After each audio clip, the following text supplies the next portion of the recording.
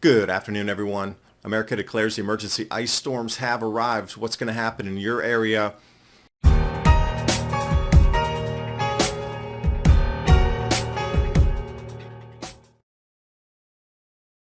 Not every day that you see a 1,500-mile long stretch of warnings, especially ice storm warnings over our windmills and power generation.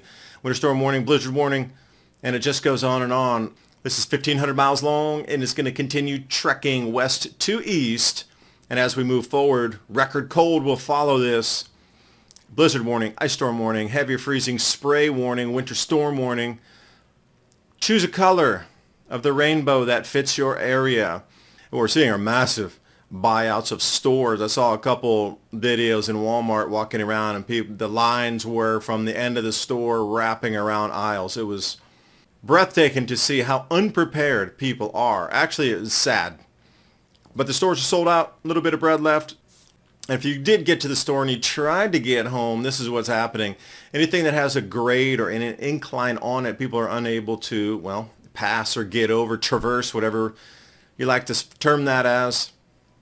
Bowling Rock, yeah, bridges. Everywhere you look, jackknife trucks. Our interstate system is shutting down in real time. Expect delays into stores moving forward, especially food. And also we have our first outages beginning right now. But what's interesting is weather radio outages, WX, Topeka. So this wide-ranging white, what you see on there, we're already getting radio outages, which for me means icing and antenna downage. And speaking of that, I'll bring you back to the 1998 ice storm. Southern Ontario ripped this place to shreds. Took them a little bit to come back. Those are the high-tension power towers with your high-voltage cables on them. Yeah, bending over like this, matchsticks twisted, all that extra weight. And you know, this is previous winter storms on our wind turbine blades, but this is going to be a little different. This is freezing rain, sleet, and ice in addition to the massive snowfalls. So the extra weight on these, if they cannot get the helicopters up there to de-ice them, and I don't know what insane pilot would be going up in this high wind to try to de-ice blades, and tens of thousands of them, they're not all going to get treated. This will be shut down until the warm up comes above 32, and I don't know, some places are going to stay well below sub-zero temperatures for a fair few days. And speaking of wind turbine looking objects, Mercedes will no longer have stars. You know why? The company, the Gerhard company producing this for Mercedes since 1796, out of business. We can see this everywhere across the planet. An enormous amount of things are shifting in addition to the weather that we're seeing with crop production, wipeouts, losses in our electrical grid. But I want to bring you to the cobalt supply for just a moment here. Who dominates the production? And where does America sit in that for our renewables moving forward as well? And China comes in owning 48% of all global production, and that is going to shift as they invest more money in Africa. I don't see the United States flag in there anywhere. A lot of our power now on the grid is being replaced with wind and solar. We need these metals. Now that Trump will return to the White House, it's time to consider your retirement and portfolio. The Wall Street Journal said gold will outperform stocks in 2025. Since 2022, gold has surged 40% after the U.S. seized Russia's assets. That was a wake-up call for central banks around the globe to diversify their reserves away from the dollar and into gold. At the same time, Goldman Sachs said Trump's presidency will light a fire under gold, pushing it to $3,150 an ounce. Call the proud Americans of the Patriot Gold Group today before it's too late.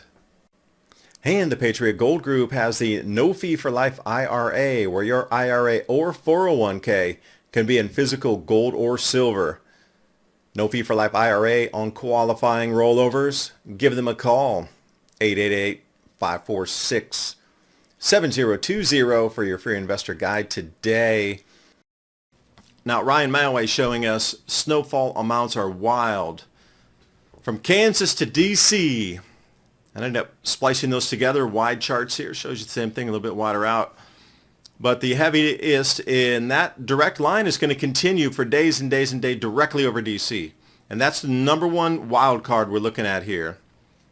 This is DC here, Baltimore, and the amount of snowfall, 23 inches, something like that, really is going to put a hampering on the inauguration preparations coming up. But remember, DC gets first priority power anywhere in the nation.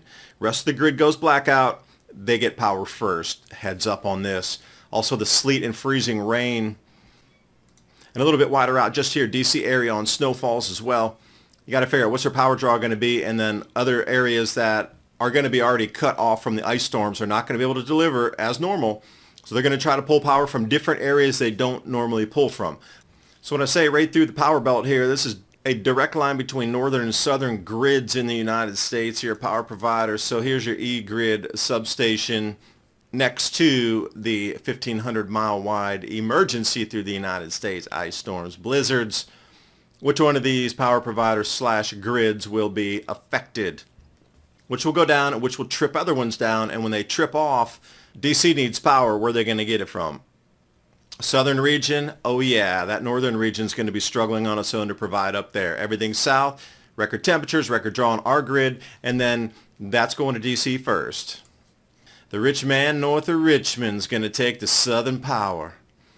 Lowest forecasted temperatures, January 3rd to 10th here. Below zero, like sub-zero, below 0 Fahrenheit is that darkest blue, and it follows that same swath.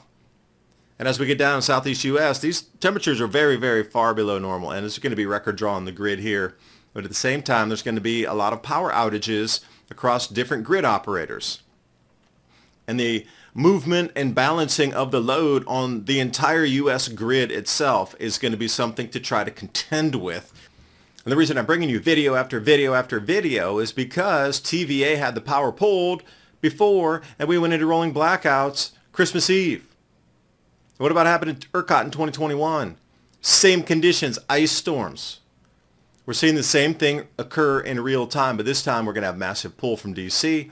We're going to have all the ice storms that we've never had, this literal disconnection from the northern grids to the southern grids in a complete line of just ice storms. Taking down massive high-tension cables, and this, they're going to have to, like I say, try to reroute, and there could be definitely some problems there. A lot of that didn't get repaired from Hurricane Helene coming down from North Carolina into Georgia. Parts of South Carolina, that was never repaired. So you can't just send it through like normal. It's going to have to be rerouted around. We are looking for some serious traffic jams and electricity coming on the lines here. And the record draw, I would just say get ready for something that hasn't happened before. I could definitely see this being something of a cascading failure rate here, barely holding on with duct tape until the end. And after the record cold plunges in and they don't have enough time to repair all of the damaged ice takedown, for a better term, we're going to be left with what we're left with on the record draw, on the record cold, for whatever survived this. It's really an unprecedented storm. To being a vertical line like this, it's almost like it was engineered. Have you seen any rainbow bright colored leave behinds from your favorite airlines above our heads? Just asking, as this front precedes coming into the anomalous cold, and anomalies is, below your baseline normal temperature. Is 0 degrees Celsius, so going to be a little more intense than Fahrenheit, so 20 degrees Celsius is far, far, far more than 20 degrees Fahrenheit, so 20 Celsius, around 36 Fahrenheit. Plug it into these very light pink areas that have just been ripped apart by ice storms and all the southeast U.S. on record draw on power because of these record cold temperatures, and we see we have a recipe for disaster. Then we follow up on the 8th, and we're still in plunging cold right through these same areas that are getting hit with these ice storms and blizzards. Now you swing it out to the 10th, 11th, 12th, extreme cold. And it just rolls on and on. And then we get a reprieve for some time, but then Chris Mart's putting this one out, showing us where the next bevy and Arctic dislodgement is coming down. But this one is colder by 12 degrees Fahrenheit than the last one that we're experiencing right now. 60 Fahrenheit below zero. This one was only 48 below zero.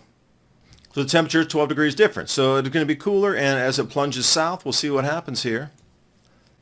And in addition, did you know power outages happened across Greenland during the same time in the build-up to the storm here? Yeah, December 28th and 29th, Greenland's capital, total blackout. Other parts of the island, total blackout as well.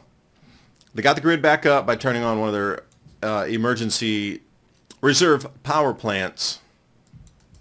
And then at the same time, right on New Year's Eve and New Year's Day, Puerto Rico, 100% blackout on the entire island. There's a list of different operations, customers, regions throughout the island. You can see how they're getting back on. But this is becoming a thing. All of these power outages. This is just the beginning of the next 6 to 10 days of unusual, strange possibilities moving through power outage. Peak at probably around the 8th, 9th, and 10th. So even if you get through this first round of the storms, like, well, nothing happened. Well, there's still a second round coming behind it. And then a third round eventually on the 19th or so, 17th, 19th of the month.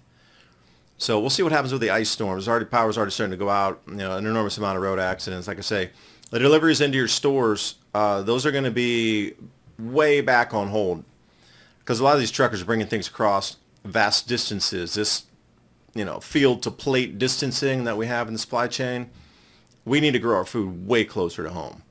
This shows you the Achilles heel of that alone, this long distance to get food from one point to another. The disruptions are going to be real for a while. So I would encourage you to, look through your cabinets. What do you have for storable foods, beans, rice, canned, this, that, or the other? Do an inventory of it. Maybe you can stock up after this and learn to cook some new foods. See what you can do for recipes of things you have. Maybe it's not your favorite, but can you whip something up that, what do you have in your house? Maybe you didn't use something before and you're like that can of this or that jar of that. Well, see if you can incorporate it into the food because just to see what the possibilities of are going outside your envelope for preparing it, because if you don't have another choice, you're going to have to eat it or use it.